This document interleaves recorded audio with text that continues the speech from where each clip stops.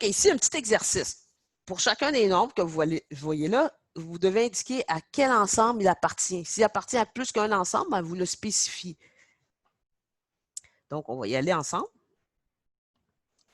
Donc, 3 appartient à N, appartient à Z, appartient à D, parce qu'oubliez pas qu'on peut écrire 3 sur 1, appartient à Q, parce qu'on peut écrire 3 sur 1, appartient pas au nombre irrationnel et appartient à R.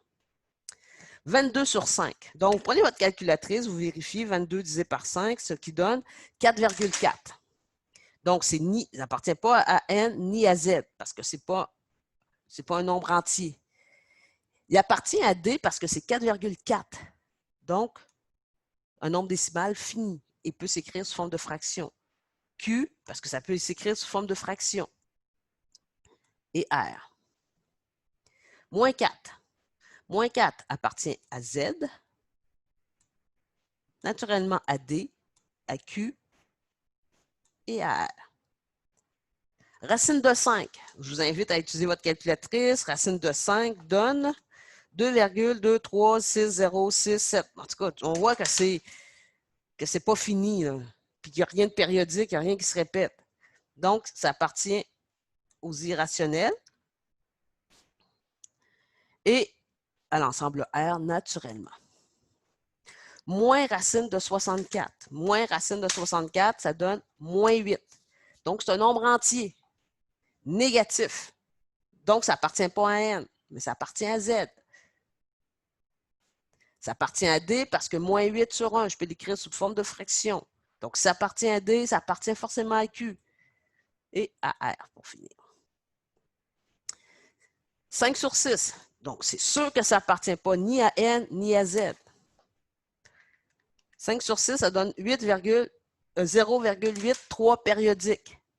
Donc, ça n'appartient pas à D parce que ce n'est pas un nombre décimal fini. Mais ça appartient à Q et à R, naturellement. Puis vous auriez pu dire, ah, ben là, je veux cocher R partout parce que l'ensemble des réels, c'est tous les nombres. 2,75. Appartient pas à N, n'appartient pas à Z, mais il appartient à D. Si ça appartient à D, ça appartient à Q. Puis naturellement, moins 3 sur 4. Moins 3 sur 4, ça fait moins 0. 3 sur 4, ça fait moins 3 sur 4, ça donne moins 0,75. Donc, décimale finie. Et voilà. Tout ce qui appartient à D appartient à Q, puisque c'est inclus. Et à R, naturellement. Et pour finir, 2,6 périodiques.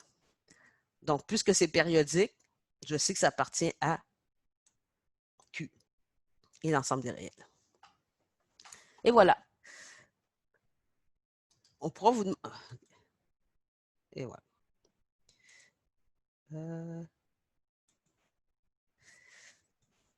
L'exercice suivant.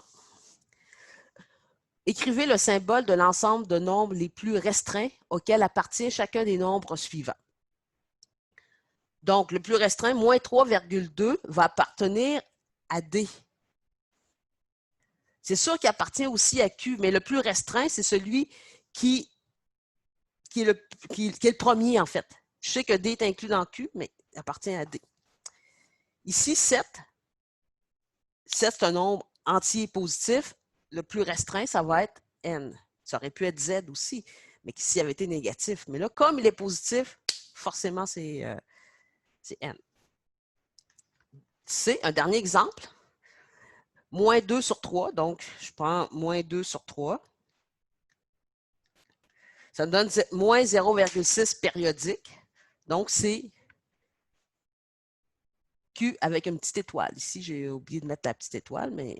excusez, Q, excusez-moi, avec une petite étoile, puisque c'est périodique. Je vous invite à faire le reste des exercices.